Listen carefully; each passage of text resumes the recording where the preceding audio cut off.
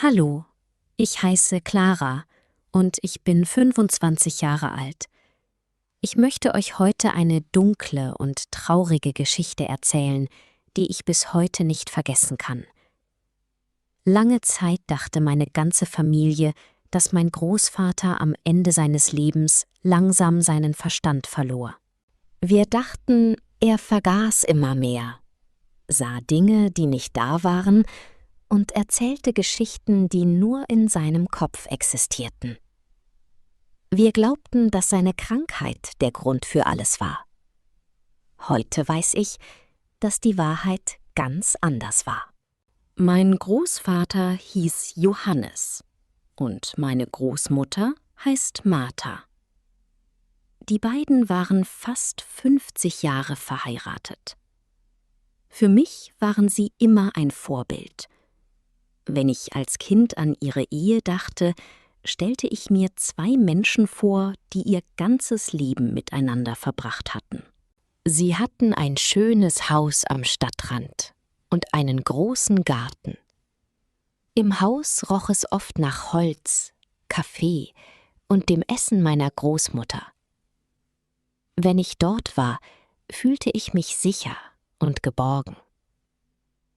Doch im letzten Lebensjahr meines Großvaters veränderte sich plötzlich etwas. Am Anfang waren es nur kleine Dinge.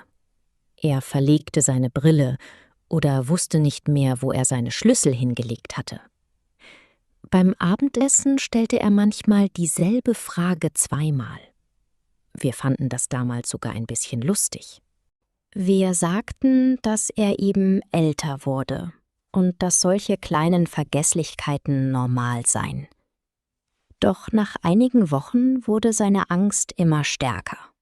Mein Großvater begann plötzlich von einem fremden Mann zu erzählen. Er sagte, dass nachts jemand im Haus sei. Dieser Mann komme leise durch die Flure und bewege sich durch die Dunkelheit, ohne dass man ihn hören könne. Manchmal sagte mein Großvater sogar, dass der Mann seine persönlichen Sachen benutze, als würde ihm das Haus gehören. Am Anfang wussten wir nicht, was wir davon halten sollten. Meine Großmutter versuchte ihn zu beruhigen. Sie sagte ihm immer wieder, dass niemand im Haus sei und dass er sich wahrscheinlich alles nur einbilde. Doch je öfter sie ihm widersprach, desto unruhiger wurde mein Großvater. Er war nicht einfach nur verwirrt, er hatte wirklich Angst. Manchmal saß er stundenlang in seinem Sessel und zitterte. Seine Augen waren voller Tränen, wenn er uns von dem fremden Mann erzählte. Ich erinnere mich noch genau an einen Abend, an dem ich ihn besuchte. Wir saßen zusammen im Wohnzimmer, als mein Großvater plötzlich meine Hand nahm. Er sah mich ernst an und sagte nur einen Satz, den ich später niemals vergessen konnte. »Clara, du musst mir glauben.« Ich wusste nicht, was ich sagen sollte. Er erzählte mir, dass der fremde Mann wieder im Flur gewesen sei. Er habe ihn dort gesehen und dieser Mann habe ihn beobachtet. Ich schaute selbst in den Flur, konnte aber niemanden sehen. Für mich war es damals unmöglich zu glauben, dass dort wirklich jemand gewesen war. Meine Großmutter kam kurz danach ins Wohnzimmer. Sie setzte sich zu ihm, machte ihm einen Tee und versuchte, ihn zu beruhigen. Sie versicherte ihm, dass niemand sonst im Haus sei. Wir bewunderten meine Großmutter damals dafür, wie geduldig sie mit ihm war. Wir dachten, sie kümmerte sich liebevoll um ihren kranken Mann. Heute sehe ich diese Momente mit ganz anderen Augen. Mit der Zeit wurde mein Großvater immer ängstlicher und schwächer. Er schlief nachts kaum noch. Er hörte auf jedes Geräusch im Haus. Ein kleines Geräusch auf dem Flur konnte ihn schon in Panik versetzen. Schließlich wussten wir nicht mehr, was wir tun sollten. Wir gingen mit ihm zu Ärzten und ließen ihn gründlich untersuchen. Nach vielen Untersuchungen bekamen wir endlich eine Erklärung. Mein Großvater hatte eine fortschreitende Demenz. Der Arzt erklärte uns, dass Menschen mit dieser Krankheit manchmal Dinge sehen oder hören können, die für andere Menschen nicht da sind. Er sagte, dass das Gehirn manchmal falsche Bilder oder Geschichten entstehen lässt. Wir glaubten dem Arzt natürlich. Warum hätten wir auch etwas anderes glauben sollen? Wir wollten meinem Großvater helfen. Deshalb stimmten wir zu, dass seine Medikamente verändert und stärker dosiert wurden. Doch danach wurde alles noch trauriger. Mein Großvater, der vorher immer wieder versucht hatte, uns von dem fremden Mann zu erzählen, wurde plötzlich ganz still. Er sprach immer weniger. Er widersprach niemandem mehr.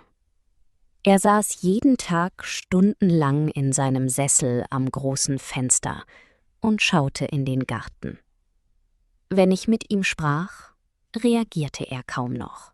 Ich setzte mich oft neben ihn und versuchte, mit ihm zu reden.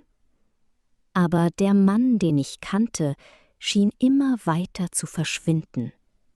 Seine Stimme hörte ich kaum noch. Seine Gedanken konnte er uns nicht mehr richtig mitteilen. Für mich war das sehr schmerzhaft. Ich erinnerte mich an meinen Großvater, wie er früher gewesen war. Er war stark gewesen, freundlich und voller Energie. Er hatte mir Geschichten aus seinem Leben erzählt und mit mir im Garten gesessen. Jetzt saß er einfach nur da und schaute aus dem Fenster. Kurz darauf wurde er auch körperlich immer schwächer. Schließlich musste er in ein Hospiz gebracht werden. Dort starb er eines Tages, ruhig im Schlaf. Wir waren alle traurig. Gleichzeitig dachten wir, dass die Krankheit ihn am Ende besiegt hatte und dass er jetzt wenigstens keine Angst mehr haben musste. Wir ahnten nicht, dass wir uns irrten. Bei seiner Beerdigung regnete es. Der Himmel war grau und die Luft kalt. Viele Menschen aus der Familie waren gekommen. Alle standen still auf dem kleinen Friedhof. Doch während der Beerdigung fiel mir ein Mann auf. Ich hatte ihn noch nie gesehen. Er war etwas älter, trug einen dunklen Anzug und stand weit hinten bei den Bäumen. Er sprach mit niemandem und fiel eigentlich kaum auf. Nach der Zeremonie ging er langsam zu meiner Großmutter, sagte ihr leise sein Beileid und verschwand wieder im Regen. Damals dachte ich mir nichts dabei. Wir nahmen einfach an, dass er ein alter Bekannter meines Großvaters war. Vielleicht kannte er ihn aus seiner früheren Firma oder aus der Kirche. Niemand in der Familie fragte nach ihm. Ein ganzes Jahr verging. Meine Großmutter lebte inzwischen allein in dem großen Haus. Wir besuchten sie regelmäßig, weil wir nicht wollten, dass sie sich zu einsam fühlte. Eines Sonntagnachmittags saßen wir zusammen und tranken Kaffee. Da erzählte meine Großmutter ganz nebenbei, dass sie seit einigen Wochen einen netten Mann traf. Wir waren zuerst überrascht, aber niemand machte ihr Vorwürfe. Nach dem Tod meines Großvaters war viel Zeit vergangen, und wir wollten, dass meine Großmutter wieder glücklich wurde. Wir dachten uns nichts dabei. Doch einige Monate später kam die Wahrheit durch einen Zufall ans Licht. Ich war an einem Dienstagnachmittag allein bei meiner Großmutter, um ihr beim Aufräumen zu helfen.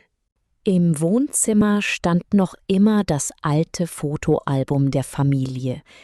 Ich nahm es in die Hand und begann, die Fotos zu ordnen. Dabei fiel plötzlich eine alte, handgeschriebene Karte aus einer der hinteren Seiten.